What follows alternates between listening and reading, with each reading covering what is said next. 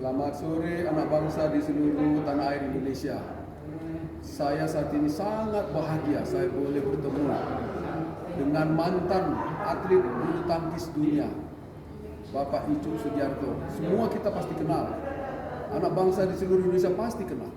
Kami bertemu dalam sebuah diskusi seminar olahraga nasional di Tanah Papua, tepatnya tanggal 7 Oktober 2021.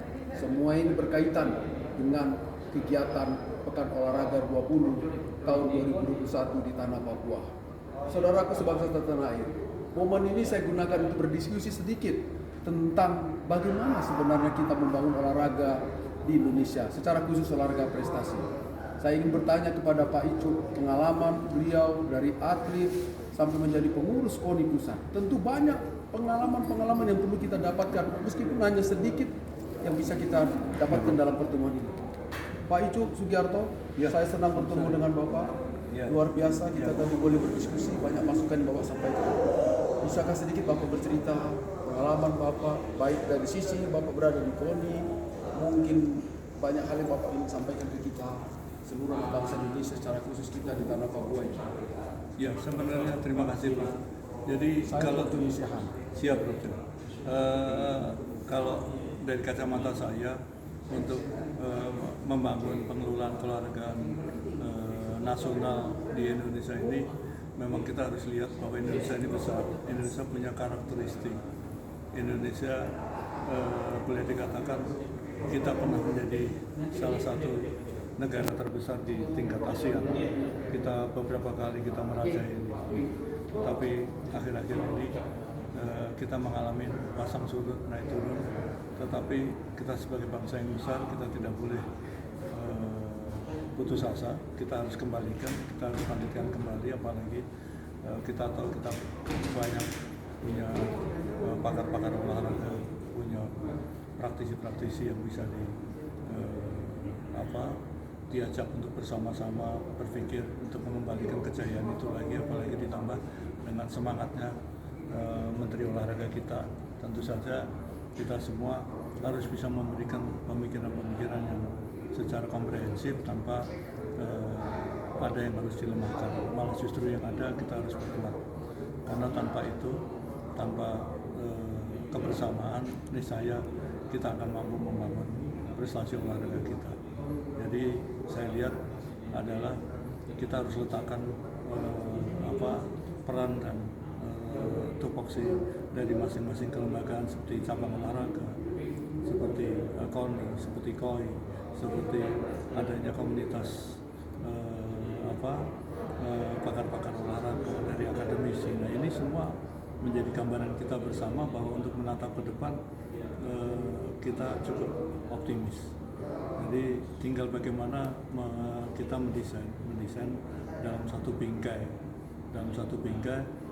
secara bersama-sama mari kita bangun. Tapi yang jelas saya sebagai praktisi olahraga, saya memimpikan bagaimana suatu saat saya melihat olahraga punya sebuah departemen.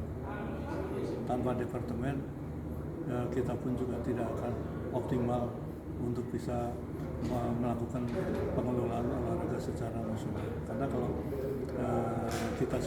olahraga sudah punya departemen sendiri, setidaknya seorang menteri punya kaki-kaki sampai pada level kabupaten, sehingga punya dinas-dinas yang semuanya terintegrasi semua, sehingga bagaimana kita bisa mengelola programnya, bisa mengelola anggarannya secara komprehensif. Kalau seperti sekarang ini kan yang terjadi adalah kementerian tidak punya foothold, tidak punya garis komando sampai pada level bawah. Nah, inilah yang harus kita perjuangkan. Apalagi kan selalu presiden kita selalu membuka diri untuk beri saya masukan, beri saya kekuatan untuk bisa memberikan support untuk membangun olahraga. Karena presiden tahu bahwa potensi kita besar. Kita punya reputasi di tingkat dunia dalam beberapa cabang olahraga. Nah, itu harus kita jawab dengan bersama-sama, duduk bersama-sama, tanpa satu dengan yang lain untuk dilemahkan. Tapi lembaga-lembaga yang ada ini harus kita Jadi berikan masukan secara komprehensif. Saya yakin suatu saat kita akan menjadi yang terkuat kembali. Bukan hanya di tingkat ASEAN, bahkan di tingkat Asia pun Indonesia akan menjadi perhimpunan. Karena kita banyak punya hati-hati kelas dunia. Kita bisa lihat angkat besi, kita bisa lihat bulu tangkis, kita bisa lihat panjat tebing, kita bisa lihat punya pecatur dunia, kita punya hati-hati besi di tingkat dunia. Nah ini kan harusnya menjadi motivasi kita untuk menatap ke depan bahwa cabang-cabang yang lain pun akan bisa seperti itu. Luar biasa Pak Icuk, saya jadi tergugah hati saya bahwa sebenarnya kita sudah punya semua, dari SDM keolahragaan, dari regulasi, tinggal bagaimana kita mensinergiskan antara regulasi tingkat atas sampai ke bawah. Begitu juga organisasi keolahragaan kita, bagaimana semua bersama-sama dari mulai KONI pusat sampai KONI daerah kabupaten kota, Pemprov, dari mulai PB, PP sampai ke Pemprov, semua bersinergis. Kita bersatu Pak, tidak berjalan sendiri-sendiri ya Pak Icuk ya.